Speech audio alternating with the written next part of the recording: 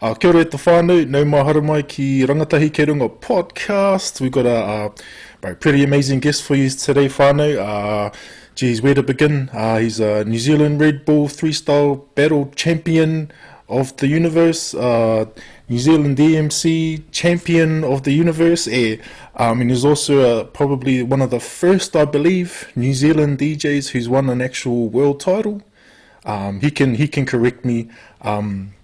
So introducing to you guys for this podcast, the brother DJ Spell. What's up, brother?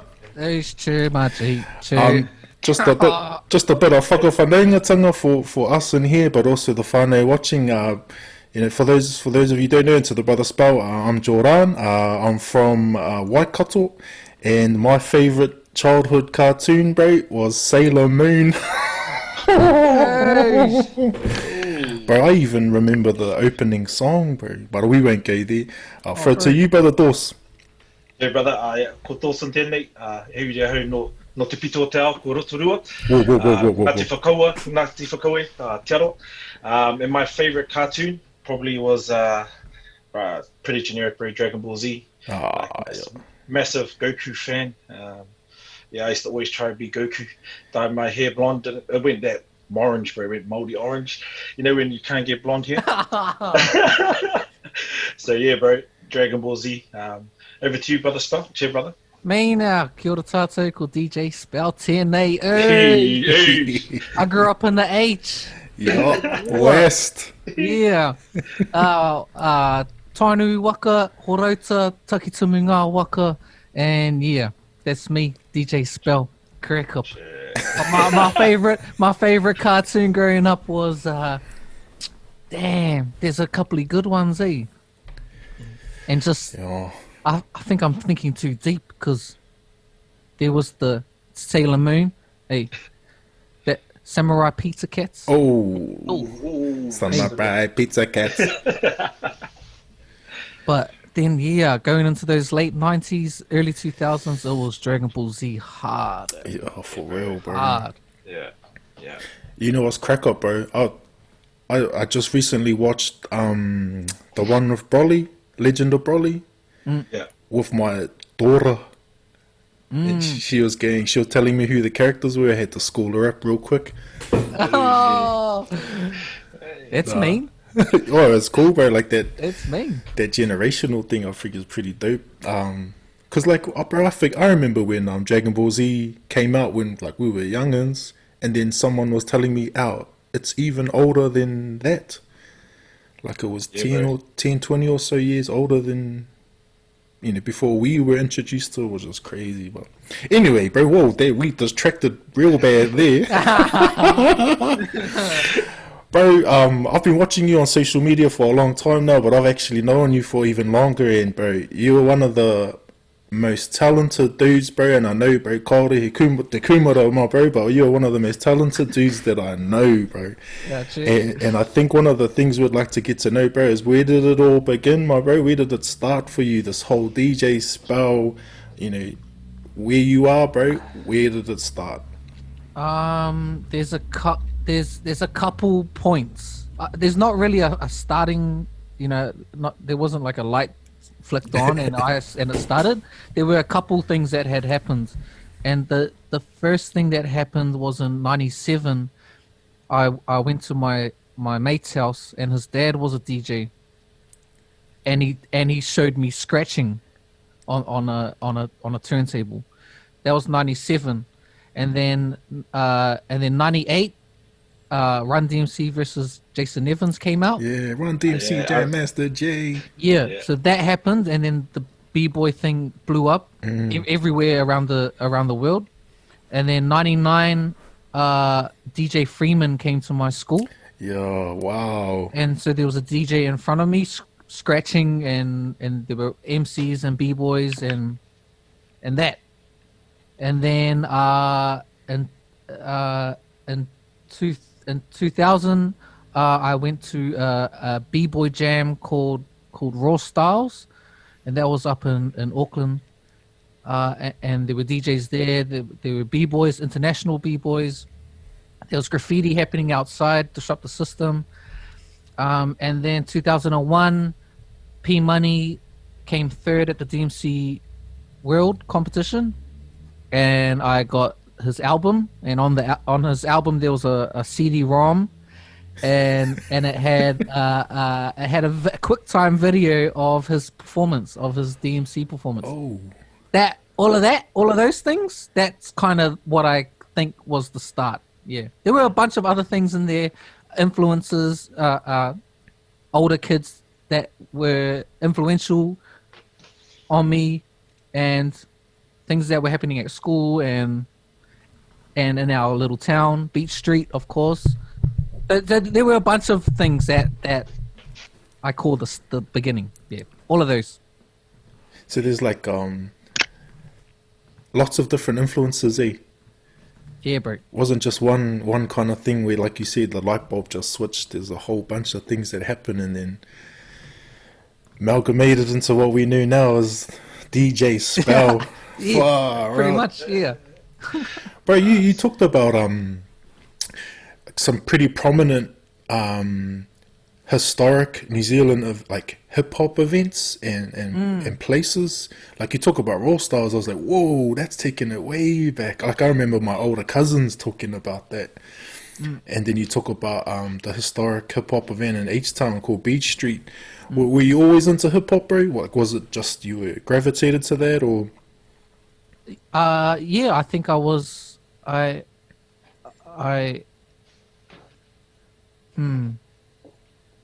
don't know why exactly why I was so pulled into the hip hop world, but I think it had something to do with not feeling a connection to my taha Māori and te ao Māori in general. Yeah. It was I never it wasn't. Yeah, anyways, that's another story. But I think it has something to do with that. This other thing popped up. This other culture popped up in my life. And I was like, that's what I'm supposed to be doing that. Yeah, I think. Something like that. Bro, I mean, you're right. Like, because one of the questions I wanted to ask you, bro, is why is it? Do you think that we as Polynesians in general kind of gravitate towards that? Like, we grabbed onto that and we actually ran with it. Eh? Like, is it that loss of identity? Do you think, Bella? That has something to do with it. Yeah, that you know the urban drift, the urbanization of Māori peoples. We all moved into the cities in the 70s, you know, and then lost, you know, all of our parents, you know, they're kind of a lost generation. They didn't grow up speaking te reo Māori or, you know. So we were the tail end of that, and hip hop popped up, and that's why that's why we all gravitated towards it. I think, yeah.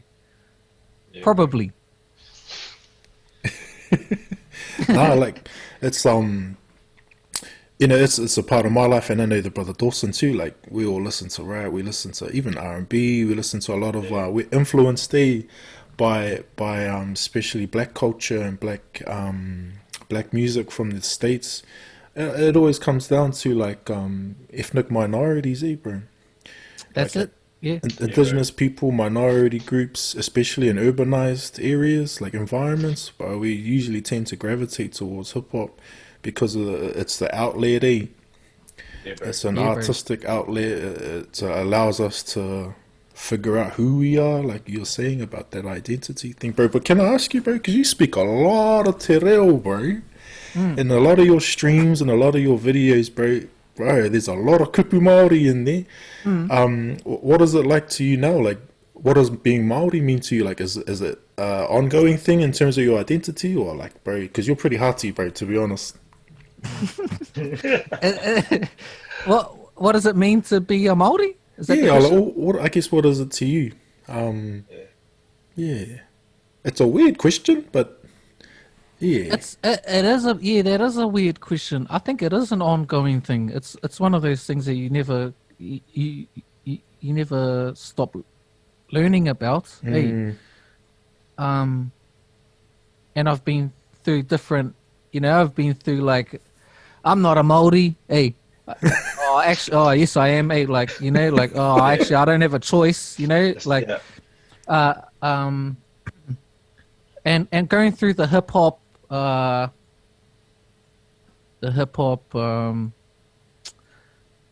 world, and then getting spat back out at the end. It's like, he Māori. Now I'm coming into my 30s.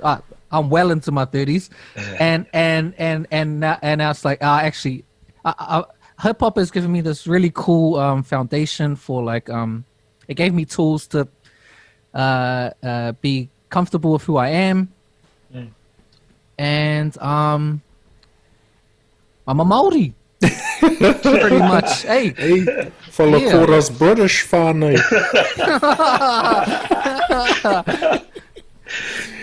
Bro, that is a buzzy question. Yeah, like that is a buzzy question. Bro, what about you, Dos, bro? What, I mean, it's a weird question, but like, if you were to ask somebody, what does it mean to be Māori? It's cool. I think it's bro. I think the brother Spell hit it. Like it's a journey. If you had to ask me when I was 18, when I was going through like enjoying kapahaka, and then I finished school, and then I was in that hip hop, trying to be a rapper. I just went through a journey, and then I was like, got into my 30s, bro, and I was like, nah, I'm proud to be Māori. And I think when I think about the connection to the hip hop culture, like if you think about our tupuna, through Pūrākau, we were orators, we were storytellers, and I think that's one thing that I really liked about hip hop culture is like behind the beats was a message, and I think a lot of our rangatahi and our people can relate to that message, that message of struggle, that message of inequity, and I think that's what I like about the songs, because some of the songs are, you connect with the music, you connect with the beat, but you also connect with the message, the deep message in the music, and I think that's like that the new drill music that Australians coming up with, like some of the messages in their songs are deep, bro, and it's about struggle. It's the struggle, and you can see why a lot of us Māori Pacific Islanders are jumping on the wave, not just because of the beats of the music, but the message in the song. So yeah, bro, like I'm well into my 30s as well, but I'm starting to I'm Māori and I'm proud. But before that, I was in and out, in the journey, adapting to my environment, trying to be going to corporates and trying to be that what the Westerns want you to be, and you realize, that's not very comfortable for me. Jump back out of there. So yeah, bro, it's a tough question. I think Spell hit on the head, man. No, definitely, especially that journey thing. You were talking about going up and down, this and that. Like bro, I'm like half Samoan as well, so I'm like double identity crisis. Growing up in mainstream New Zealand in a mainstream education system. My dad doesn't speak Samoan to me. My mum doesn't speak Māori to me. So I start speaking hip hop. Yeah. And then, like the bro said, spit you back out, and then you realize, I'm Māori and Samoan. Just is what it is. Yeah. And then you roll with it hard. Wow, we went pretty deep real quick. Wow, that's mean. Bro, I've spelled, bro. I want to talk to you about going to these competitions overseas. Yeah. Bro, what's that like? Like going, because you've been to Europe? Gee, I've been all over the world doing like DJ stuff. It's buzzy, yeah. It's buzzy. Yeah. Because I know how, bro, you're a pretty humble dude, and I know you just see yourself as a kid from Hamilton. Mm-hmm. But bro, I've seen you DJ for like legends. Yeah. Yeah. But it's man, it's a weird thing, yeah. Like, but it was always like the goal. It was always like, that was always the plan. Yeah, it was just try and crack the DJ thing. Yeah. And it took me around the world. Like, bro, I was on the dole for 10 years, eh? Through my 20s, as soon as I turned 18, I was on the dole, eh? Yeah. And for 10 years, I was on the dole, but, bro, traveled around the whole world, dude. Being a DJ. Bro. Yeah. Hey. Poor ass. Hey, like going to like London and bloody all these places and like poor ass, G. Like Yeah. had to like do fundraisers and stuff like that. Yeah. But it was that was the bonus thing about trying to do the battles was like, man, I'll get to see the world, Yeah. Yeah. I mean, but while we're on that DJ spot, like, what's your approach towards your sets that you used to make? Because one of the first videos I saw of you was the weird science routine, Yeah. bro, and I was blown away. Just like the beat juggling. So, like, what's your approach when you're trying to put together a set for competitions? How do you create your themes? Man, it's like it's about a 6-month process. Damn. And it's like it's intense. I dreaded battle season. Like I hated it, getting prepared because it was so taxing on on my mental. So it was like fucking every day. Wake up, go through the routine that you have, pick it apart, change things, and then maybe one day, maybe 1 week, I got 20 seconds worth of material, Oh. So like that over 6 months, Yeah. and then like leading up to battle time, it's like it's intense. It's I'm so glad that I'm like done with the battles because it was like so rewarding but unhealthy. Like as physically and mentally is like just draining, and so that 6-month period where I was preparing was it wasn't very nice, and to the people around me as well. It wouldn't have been nice to be around me. It's pretty much the process is like go through like 100 songs, like make a list or a folder of 100 songs that I think might make cool routines, and then go through them and then try and figure out things, and then it's just elimination. Like 100 will go down to 50, and then 50 will go down to 25, and then it'll go down to 4, and then build the routine from those 4 songs. Bro, just quickly for people out there who don't, I mean, we obviously know what we're talking about here, but for those who aren't familiar with what it is that you do, like, is it still referred to as turntablism? Yeah. Turntablism, yeah. Oh, so it's like, can you give us the quick 1-minute breakdown of what that is? And then in terms of when you're creating a routine, like, how long is it for? And is it in front of people? Is it? Yeah. Okay, sweet. Okay, so turntablism is, it's the technical nerdy side of DJing. There's a couple key elements. There's something that we call scratching, wicka that thing like that, but at a very, very high level. And then there's this thing called beat juggling, which is like a live remix of a beat. And what else? And those are the 2 main like elements that make it turntablism. And the format for these competitions, I mean, there's a bunch of different categories, but so the main kind of category, I guess, would be a 6-minute routine. So it's just, I know it doesn't sound like very long, but 6 minutes takes about 6 months to prepare for, and it's very precise, and it's quite a intricate. It's an intricate routine, It's like so 6-minute routine. There's other categories like the onlines. That's also 6-minute, but it's a video. There's head-to-head battles, which are 90 seconds. There's a bunch of different categories. Yeah. Anyways, turntablism. Far out. Bro, and like you go to these competitions, bro. Are they like packed crowds, or how many people are they in? Yeah.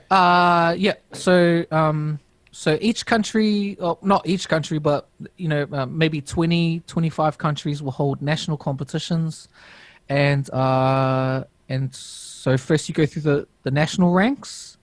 So you get a New Zealand title, and then the winner of each country goes to London, and if you're going to the DMCs, and then you compete against all the other countries' champions. Yeah, and yeah, there's a couple thousand people at that event at a nice place.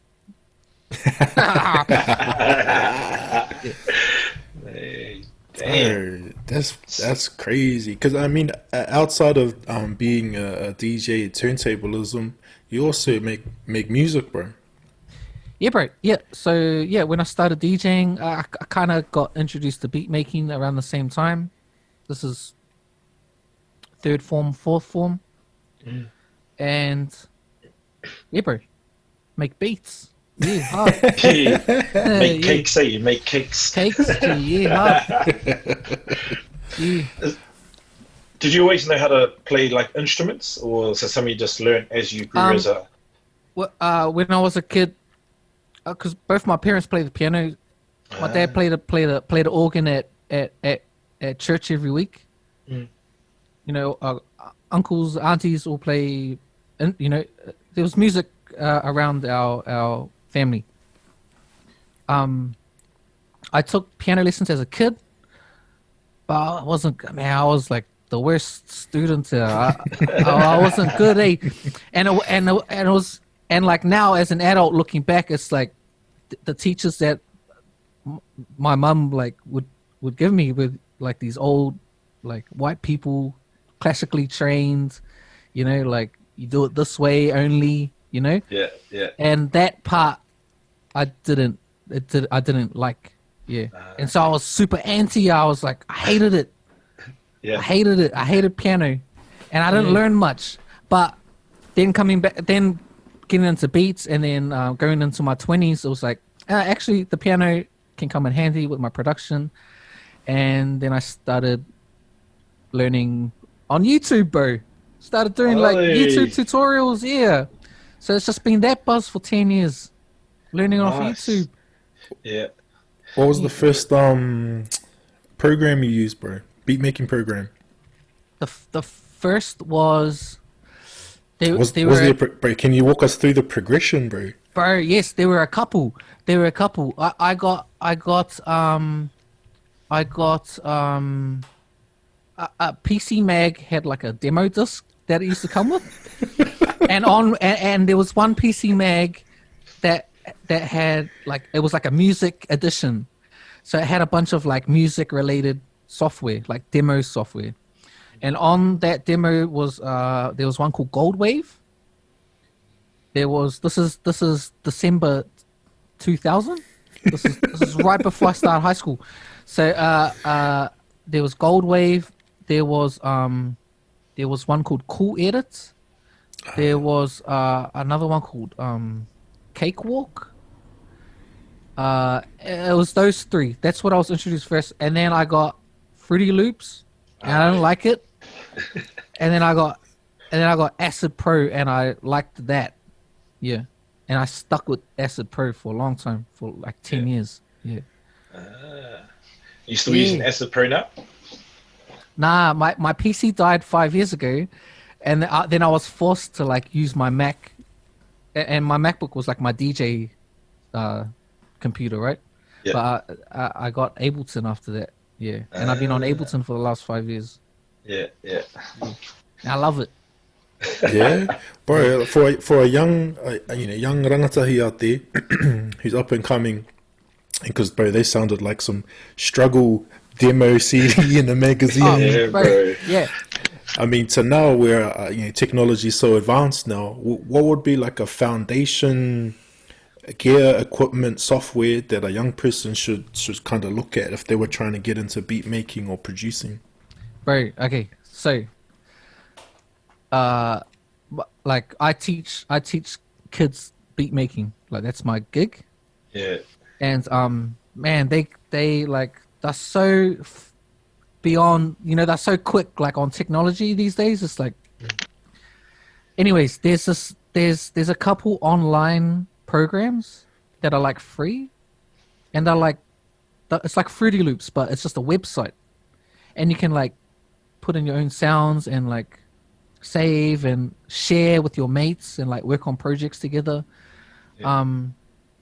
So there's a bunch of those out there, and that's what I recommend first because it's free.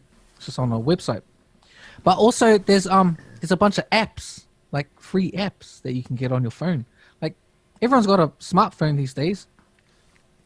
Everyone has access to like making beats. Like the technology is at a point now where like you can make you can make the music and you can like record vocals and like you can, I know kids that have put out whole albums and they just have a phone, you know? It's like Wow. and they make all the art themselves, and it's crazy. Technology is next level. Yeah.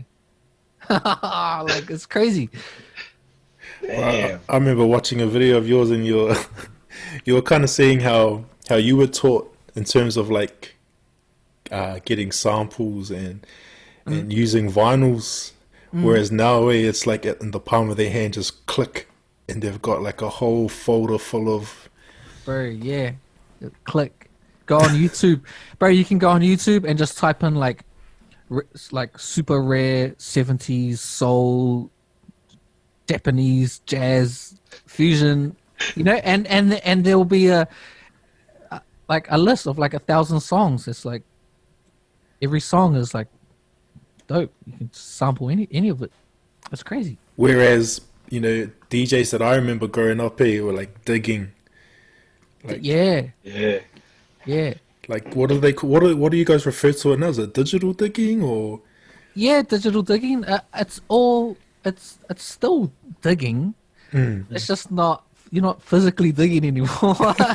Like you're not physically like looking through like a box of records anymore. Yeah, it's Yeah, the just music store. Like what are those? Yeah. It's crazy. Bro, when did you how did you get into is it the talk box? I seen a video of you. Yeah. How did you get into that? Like, is it easy to do? It looks pretty. It must be hard to sing with something in your mouth. And Yeah, it is. yeah. The talk box. Zapp and Roger. Yeah. Zapp and Roger was a very, very big influence. Yeah. And then just wanting to, you know, all the West Coast G-funk music, you know, there was usually there was talk box in the background or sometimes in the front, you know, California Love. Yeah. So just that whole West Coast sound being very influential on me. Talk box, you know, goes hand in hand with West Coast, with that West Coast sound. Yeah. So that's why I got into the talk box. Yeah. And yes, it is hard to sing with a hose in your mouth. Yeah. Yeah. And it took me a long time to learn because it's a very weird instrument. Yeah.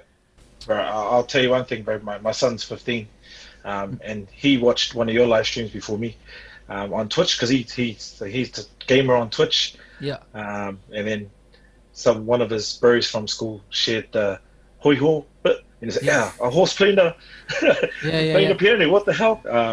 Bro, my son he said the thing he liked about you is like you're relatable. Like you sounded like him and his friends. That's why he wanted to watch you. So if you think about that generation on Twitch, like what made you jump onto Twitch and like as that social media platform to demonstrate how you make a beat? Like how was that transition? Yeah, okay. There's a couple sections to this answer. So the social media thing, like, okay, I'm a world champion DJ, right? Yeah. Mean. But guess what? It's not actually that mean. Like it's not. It doesn't actually mean that much. Like I can for example, like I won like a couple New Zealand DJ titles, and I had no gigs. Like I wasn't working. And so like the titles are cool, but it doesn't necessarily mean mahi, right? Yeah. The social media thing came in after that realization was like, because I thought like once I get a New Zealand title, like I'm sussed for life. I'd have you know, I'd be a working DJ forever. But then the realization was like, actually, nah, that's not how it works. And then you need something else. That's where the social media game comes in, and it's like, okay, maybe, like, I posted a DJ video of me, it got 1,000 views. I posted a stupid Snapchat video of me, like, drawing a picture of Tupac having a bath, and it got, you know, 20,000 views. So there was something there, and then I was like, okay, maybe I'll make some more of these funny little videos. And then people will watch. This was what the theory was. People watch my stupid little videos, which are easy to make, and I can pump them out quick, and then get a following that way, and then go like, by the way, I'm like a DJ and I'm really good, you know. Yeah. Make the kupuho videos, make everyone laugh, get a following, and then go, yeah, by the way, I make beats and, like, you know, I do this other thing. Yeah. So that was the strategy, was like, because I'm trying to slang my art, right? That's what I'm trying to sell. Yeah. But people don't really, they don't care. People are too quick on their phones. Everyone's swiping up, you know. It's just the nature of the world that we live in. Yeah. And so give them quick content, engagement. Yeah. Make it funny. Yeah. And then later on be like, hey, by the way, I got some beats. I got some beats, and I make art, and his T-shirt if you want to buy it, you know. Yeah. That's all. That's what the social media thing is. Yeah, it's a tool to help promote me as an artist. Yeah, bro, that's interesting that like you said, you're a world champion DJ, New Zealand champion, no mahi. What do you think that is like? That doesn't make sense to me. Like, you know, if you look at any other world champion in New Zealand, they got some form of mahi from their work and their hard work, and listening to how much effort you put into your mahi. You'd think that you'd hope that it would relate into work being a world champion. What do you think that is? It was because I'm not, well, there's a couple things. I never really was a working DJ. Like, I wasn't really in the clubs. I wasn't trying to do the nightclubs. That's because I hate the nightclubs. I hate going to the club. That's the last place I want to be. Yeah. But that's where the work is. So I was never in that world, but I was doing these DJ competitions. Yeah. That was the missing link. Was like, really, to be a working DJ, you need to be in the clubs, pretty much. Yeah, that's why. Okay. That makes sense. Yeah. Nice. So, like, you know, with this whole Twitch, social media, Instagram, how do you create your content, bro? Because I find your content hilarious, especially the German cake story, bro. I watched that 20,000 times, and it was more the role play, the way you told the story, that I found really interesting. Like, is it just on the spot, or? I had people messaging me telling me to go on and watch it now. Yeah. It's improv. Yeah. Yeah. It always is. Yeah. Yeah. Even the back and forth videos where I'm talking to myself, it's all improv. Yeah. It's the only way that I'm not good at writing. But I'm good at just making it up on the spot. Yeah. That's a skill, bro. That's a skill. Any other elements of hip hop that you indulge in? So you graffiti. Yeah. That's kind of where I really kind of started. Was with graffiti. That's where I remember us kind of connecting on that level too. Is I remember always seeing. Yeah. I wasn't as good at spell though. Yeah, but but I feel like you took more risks than me though. We won't go there, bro. We won't go there. So if you started on graffiti, was it spell? You were writing up on your books? Yeah. That was my name almost from the start. Yeah. I went through a couple names, but yeah, Spell was the one that I settled on, and I started introducing myself as Spell, and then my name was Spell. And it's 20 years later, I'm still Spell. Spelly spell. Yeah.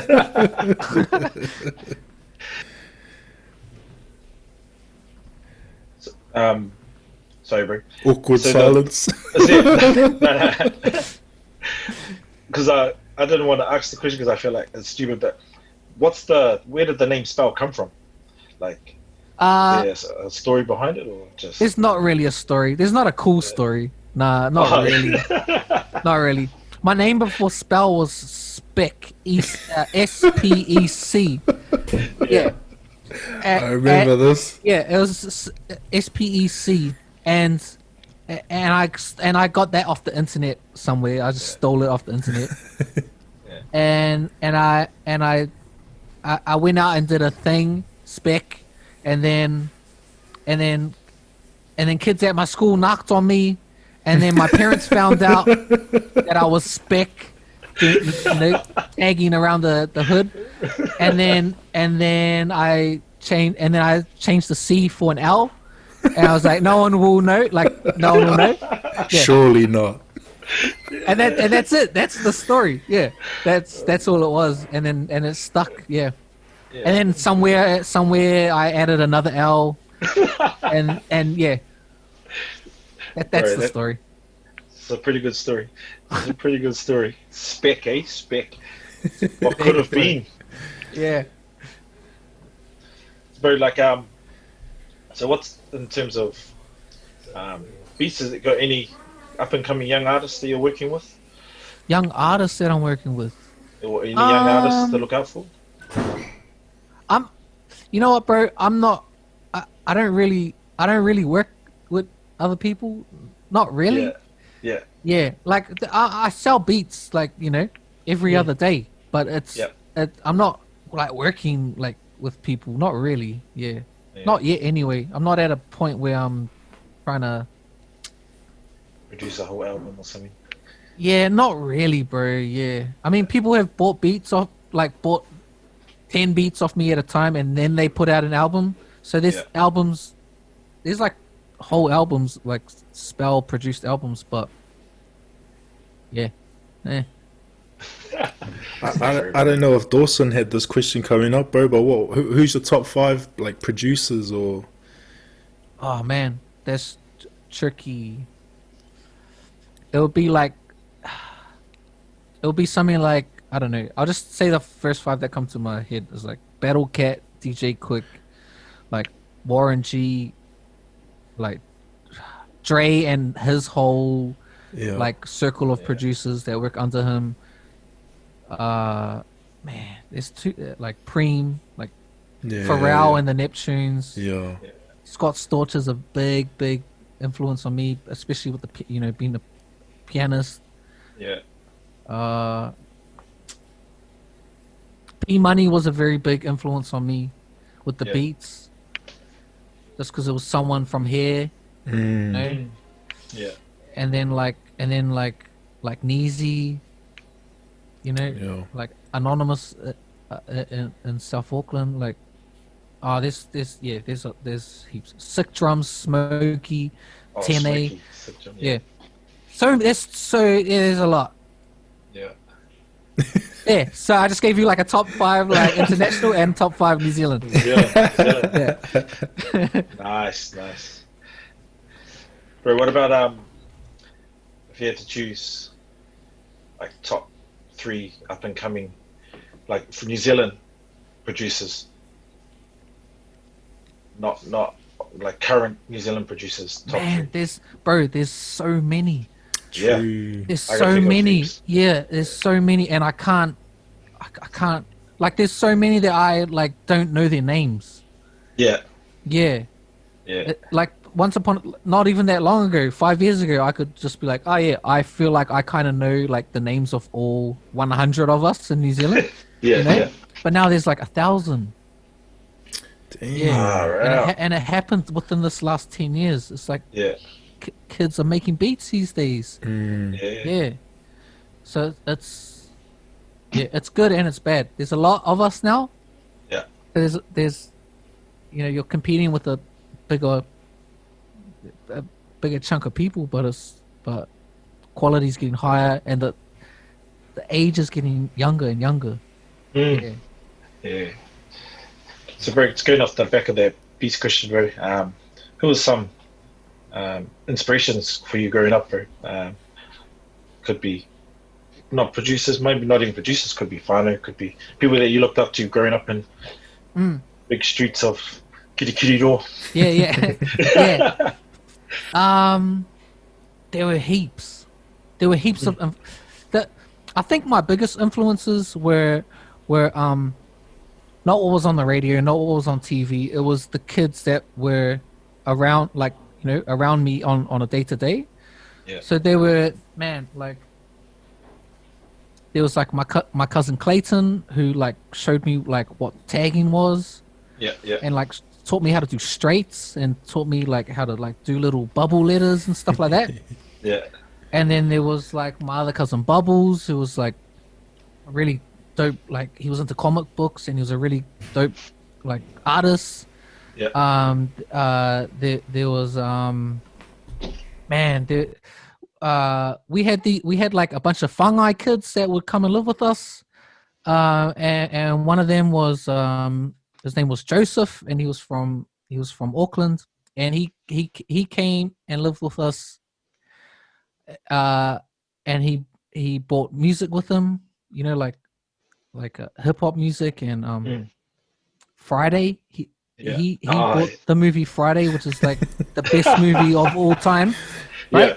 Yeah. So like Joseph Tuala, there were and then like going into high school, there were kids that I like Leo, a mutual friend of ours. Yeah. Like him and hanging out with him, and there were so many. Yeah, but I think those my you know, leading into high school, those 5 names were like, there were others too, but like my parents were always open to like not doing stuff the right way, you know. And so they'd let me like tag on my house, you know, like parents don't do that, right? But my parents are a bit different. So it's like, tag on the house, go hard, show me a picture, here's some spray paint, you know, like that was the buzz at my house. It was a bit different. That's cool. They channeled that though, you know, like. I guess they would rather you do it at home, than. That was the theory. Was like, let him tag on the house, and maybe he won't go outside and. But they were very. I think they could see that I had some kind of a creative thing. And they wanted to push it, and try and like be good parents at the same time. So it was like Anyways, finding that balance. But I like that theory, because if you think about any of our rangatahi's current systems, it's all generic. It's all like a blanket approach. But not everyone wants to, like me and Jordan was saying the other day, people in kōrero, not those kids don't want to work in the bush, you know, because they watch their parents go through the bush and come home shattered and too shattered to play with their kids. You know, so but that's an awesome approach from your parents, you know. So they can see you like drawing. And that's an approach that we need to take a bit more for our rangatahi, you know. Like if they want to be an artist, don't push them towards like maths, or because you want them to be a banker or accountant, man. Push them towards stuff that they want to do, and you know, just explore that creative side. This is a tricky subject. Hey. I'm not a parent, so I don't know what it's like. But I don't know. You want the best for your kids, but you. For real. I think we even as a society, we undervalue creativity just in general.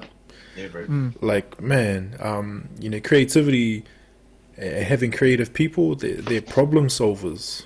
Because you need creativity to overcome things and to look at different perspectives. Like if you put, you make a beat or you get given a sample, and we've watched your live streams and like over 400 people are given the same sample, but 400 people create something different, and it's uniquely different. And it's the same for our rangatahi as well. Like we need to be able to allow them that freedom, to be like self-determining, be able to like, I'm going to do this way because, and not put barriers on them or limitations on them. And, but I bring kudos to your parents. But I mean, if my son takes on my house, bro, he's going nah.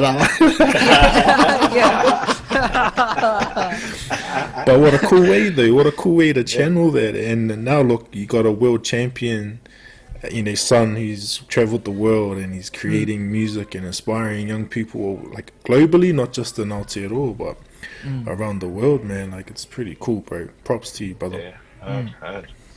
Yeah, bro. Did you have any have a quick fire questions for the bro?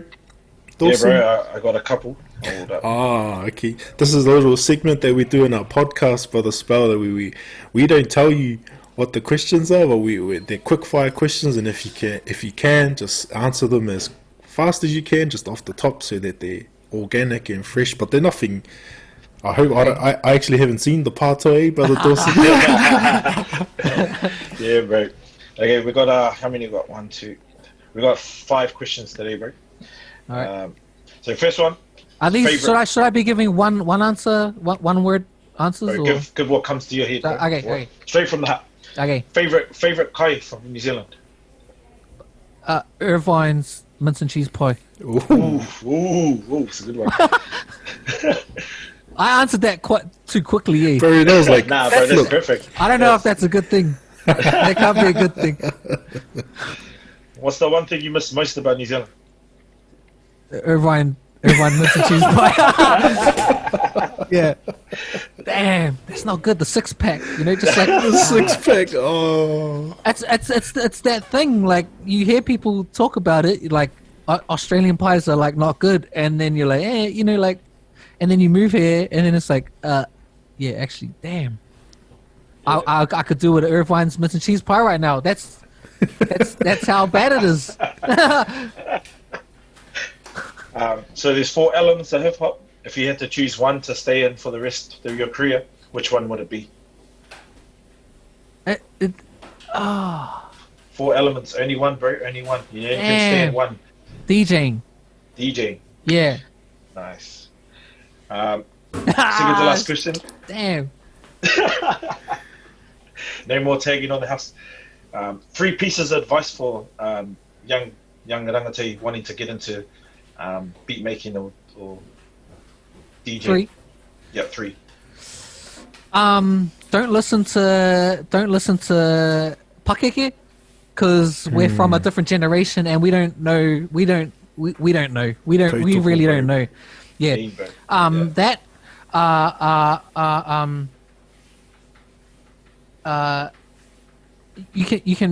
don't need a flash computer to make beats.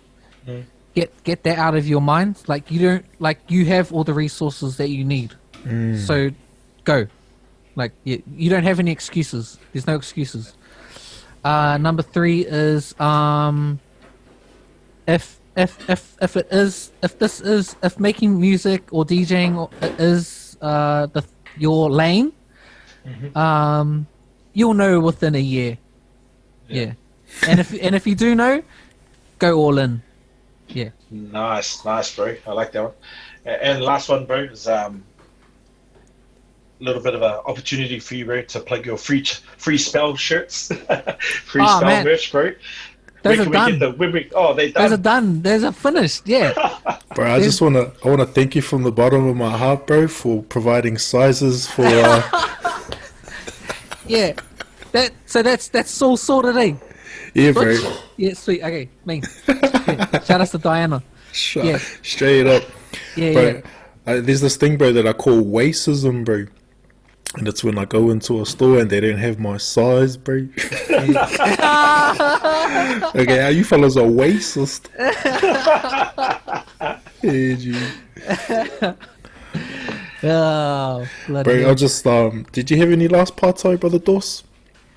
Nah, bro, but bro, honestly, thank you for today, bro. Straight, Appreciate bro. your time. Me and Jordan always say, bro, like the most valuable currency we have is time. So we Yeah. appreciate giving us your time, bro, to inspire our next generation, bro. So we can Man. kia koe, brother. All good, Me and all good, kōrero, bro. Me and kōrero. all good. Straight. That time is definitely a lot more valuable than paper money. Yeah, Yeah, bro. Hard. 100%. Yeah, bro. Straight up. Yeah.